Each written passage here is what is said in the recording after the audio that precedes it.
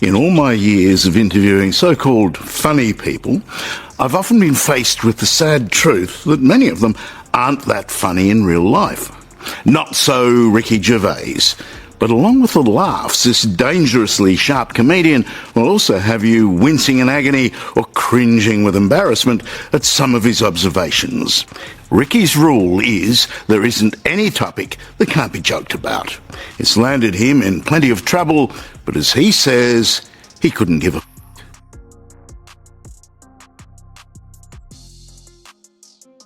Now here's a bloke who died by falling asleep. Henry Francis Gray, who fell asleep. Maybe he was sort of sitting on a tall pole, and then you would die of falling asleep. I like Spike Milligan's. Oh yeah, that's right. Told you I was ill. In all my years of interviewing so-called funny people, I've often come face to face with the sad truth. Many of them aren't that funny in real life.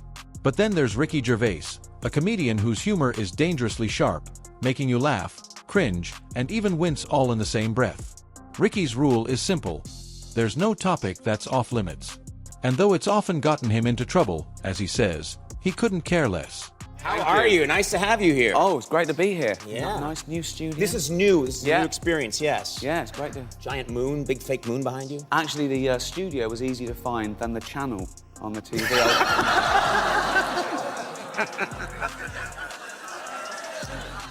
But I persevered. Yeah, you really, it takes a while. I didn't know there were that many channels, to be honest. I didn't until we came to this channel. I didn't realize, and I'll be honest with you, I sometimes forget where we are in Los Angeles. Yeah.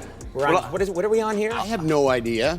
I always get stuck on the costume jewelry, and then I just... I went, you go through that, you keep going, you go to costume jewelry, eyebrow plucking channel, and, And then eventually you find... Osama bin Laden's got a chat show just before yours. It's very good. He's killing us with the bookings. Take, for instance, an incident with a bloke named Henry Francis Gray, who died after falling asleep. Now, you might think, how does someone die from falling asleep? Well, imagine sitting atop a tall pole, and if you fall asleep, that's it. It's the kind of ridiculousness that makes Gervais's humor so darkly delightful. You were very good, but you didn't go for the jugular. Oh, that's what I think. I think in retrospect, I think I held back a little bit. I didn't want to offend anyone, but I didn't want to be totally well. She loved it. Yeah, 1 out of 200 people always will. But I want to do a proper job this year. The thing is, I haven't run anything by them. The good thing about it is they don't want to see anything. They said that last year. I don't show them the script, and I had to tell them about one thing I wanted to do because it was a bit of a stunt, and I needed their cooperation. I needed a costume, and I told them, and they said, "No, we can't do that." So they turned you down. Yeah, so I'm not telling them anything. Can you tell us what that idea was, so we know? Yeah, it wasn't that. Yeah. Maybe we. Well, no. Maybe we could use it. I wanted it to be the opening. They go, Ricky, please welcome Ricky Gervais, and I was going to come out dressed as Adolf Hitler, right? No, wait, right? And I was going to come out there, so I was just doing that, waving to them, right? And then get to the podium and let it die down and go, too much, right? And then I wanted to look in the crowd and go, it's the wrong crowd. It's just the wrong crowd. And then I was going to say, that's the last time I borrow a suit from Mel Gibson.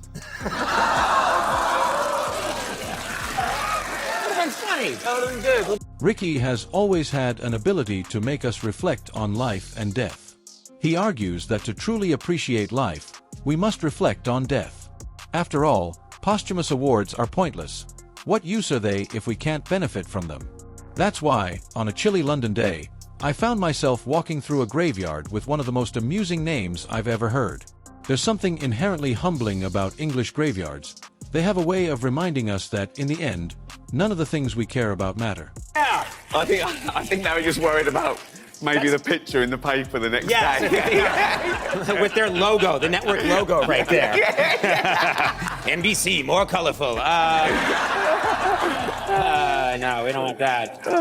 Now, you have an upcoming HBO special I want to mention, Talking Funny, and this is where it sounds fascinating. You talk comedy with comedians. Yeah, I love just chatting. The Ricky Gervais show started off with a podcast with just two mates just chatting. I just love that. I just think that you can go anywhere with it. So I'd like to do one, you know, with showrunners, you know. With talk show hosts? Yeah, yeah. You should do one with talk show hosts. Yeah, I was thinking that just the crew. Me, Leno, obviously, brilliant. David Letterman, King. Yeah. And Jon Stewart. It was just... And then anyone else? I mean, there could be, We could do two. I mean, there's a lot of chat shows, so we could do two. Maybe, who else is there? Craig Ferguson, he's great. Jimmy Fallon. Right, right.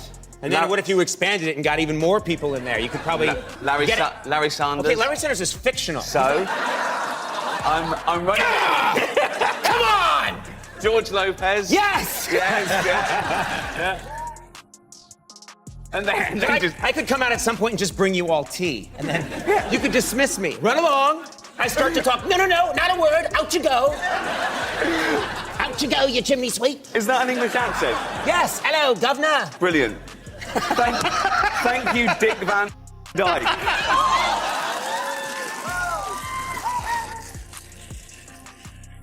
What's the matter, Ricky? You don't like my English accent, do you? Jesus Christ! Are you going to pick me pocket? Are you going to pick me pocket, Ricky? Could I have more porridge, please, Ricky? This is, you know, Could I please have some more porridge, Ricky? Should I just say one thing? You know this is a breakdown, don't you? Yes, I do. I'm having a horrible breakdown right now. Jesus Christ. Please, let's go to commercial. I need to take a lot of medication right away.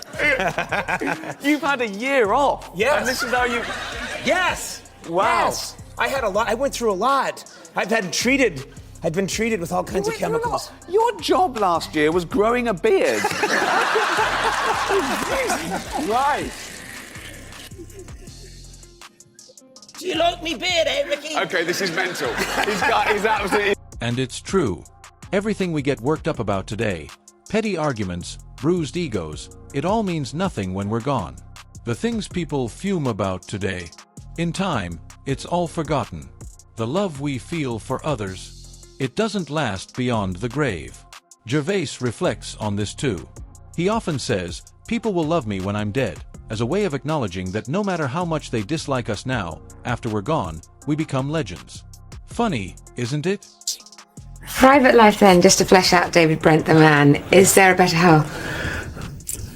David quipped, why buy a book when you can join a library? Suddenly, at 40 years of age, the unknown Ricky Gervais I got some hot love on. and his awkward character David Brent were world famous. It's gone. She's dead. She's not dead. I remember when I won the BAFTA, right, for David Brent, the first BAFTA I won, and I was at home that night, sitting there with Jane, and, 41 years old with a BAFTA there, and I said, why didn't I do this earlier? And she said, because you wouldn't have been any good at it. You had to live a real life. Jane, your lifelong partner. Exactly, and you have to live a real life to be able to write about real life. And my girlfriend of over 30 years, Jane, although she hasn't really contributed to my career. No, I'm saying this is sort of all me. In fact, thinking about it, she has done fuck all. Comedy shine through, making the show both entertaining and thought-provoking. Every line is carefully crafted, blending One of the funniest men in English. Well, thank you, and yeah, I mean that is important. And can I borrow 10 quid? Yes, yeah. No, but that is important to me, and I didn't have any money till I was 40, and I didn't much. Now, I'm about to share something cheeky, something that pokes fun at a man who never shied away from pushing boundaries. But don't worry, it'll be fine. We live in the age of outrage, where every joke risks offending someone. Ricky, however, remains unbothered. He's the first to admit that while people can get offended, he won't stop saying what he wants. His philosophy is simple: if I offend you, good luck to you. I'm not going to stop. And it crashed. Let's hope it's big enough. Ladies and gentlemen, Ricky Gervais. To truly appreciate life, it's important to reflect on death.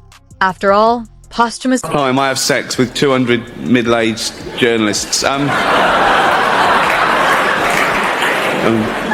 Europeans with wispy beards.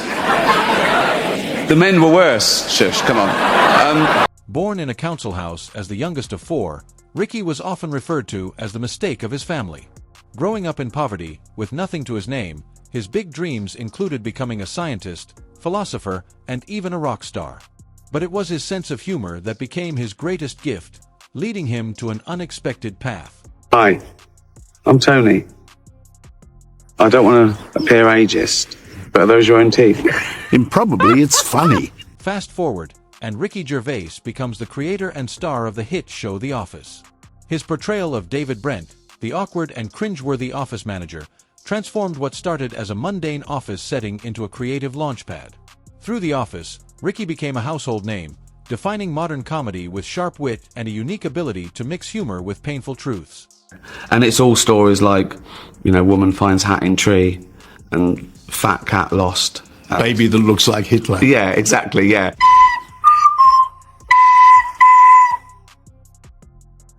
How long did it take you to master the double nostril recorder? A few hours a day for a few weeks, wasn't it? Oh, yeah. Blimey, it did me head in. All worth it now, though. Did you ever try journalism? Because this is my life you're doing. Yeah, so... those appalling interviews, those awful things you get dragged to. All journos have been through that. I quite like that. When I go to a new place, I always look at the local paper and see, the headline, library book overdue. I love that. That's so much better than another 12 people stabbed to death. If the headline on your local paper is something about, stolen TV, you live in a nice place. The best story I ever did in Britain was as a young reporter based here, was a boy who sneezed 30 times a minute. he lived with his by himself? Mum, no, with his mum in a council flat. Yeah. And the air was sodden. It was humidified because he'd been...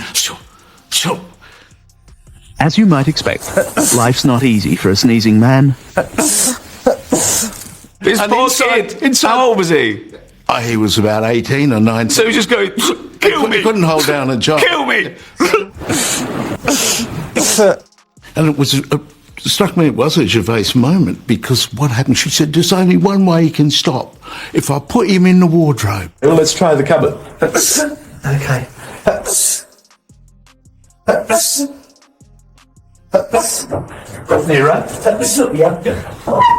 So he was in there, right, with the mum, right, and you were talking to him, and he was on camera, and he was sneezing. That's right. Was he? Yes, and then he goes into the wardrobe, and I hear him muffle through the wardrobe, and he sneezes faintly in the wardrobe. Afterward, Ricky continued his rise, bringing us After Life, a Netflix series where he plays Tony, a journalist dealing with the grief of losing his wife. The show balances humor with heavy emotional moments, diving deep into the human experience while still managing to keep us laughing. Is the queen of pop. Not you, Alton. Sit down. This is... Do you ever say the thing and then say, I shouldn't have said it? Yeah, do you censor yourself as you go? Or? Of course I do. Later. People think I go around saying, well, I don't. Of course you censor, and you think about it, and it's calculated. People think I go out, and host the Golden Globes, and I'm just riffing and saying the worst thing I can think of. It's nonsense. I want a joke to be bulletproof. I want to be able to defend it in 10 years' time. We live in a great age of offence, don't we? People take offence by proxy on behalf of other people who are not even offended. Well, they do. I think there are people who are professionally offended who go around looking for it. They really do seek it out. It's like they uncover things to be offended. They go back and find 10-year-old tweets. This clickbait headline that I see so often, so-and-so said a thing and people are furious. And not only are we not furious, most of us, we don't care, we wouldn't have even known about it if you hadn't have found it and printed it and told us we're furious. So it's just this vicious cycle. But no, I don't care. And likewise, I know people are allowed to be offended by things I've said. That's up to them. Kids are scroungers, aren't they? I mean, from day one, it's all me, isn't it? Feed me, clothe me, pay for my chemotherapy. Reflecting on his career, Ricky says, I never really thought of being funny as a profession. I was always just the guy cracking jokes at work or on weekends. But he never imagined that his casual humor would lead to a successful career in entertainment. You know the funniest person you know isn't a comedian. It's your mate, your dad, or your uncle, he says. Humor was just a part of him, and before he knew it, it became his livelihood. Nothing should be beyond a joke. Well, there's no subject you shouldn't joke about, but it depends on the target. People get offended when they mistake the subject of a joke with the actual target, and they're not necessarily the same. I'm an atheist. I don't run into churches and say this is a load of bollocks. It's not the forum for it. But when I'm tweeting and when I'm doing stuff, that's my church. You've come in, this is my house, my rules. If you don't like it, you can leave. You can leave. That's your form of protest. You can leave and never watch me again. You can tell people I'm an arsehole. Good luck to you. But I'm going to carry on saying what the fuck I want. Saying whatever he wants has certainly been lucrative, but it's also led to suggestions from pesky journalists that he's grown so rich he's forgotten where he comes from. But for Ricky, that's just more fodder. Do you know how much a pint of milk is? It was meant to make you look out of touch, and I don't know, but that's irrelevant, right? Next time a journalist asks me that, I'm going to say, I don't know, mate, but here's £1. Run and get me one, will you? How much is a pint of milk? Damn, I still don't know.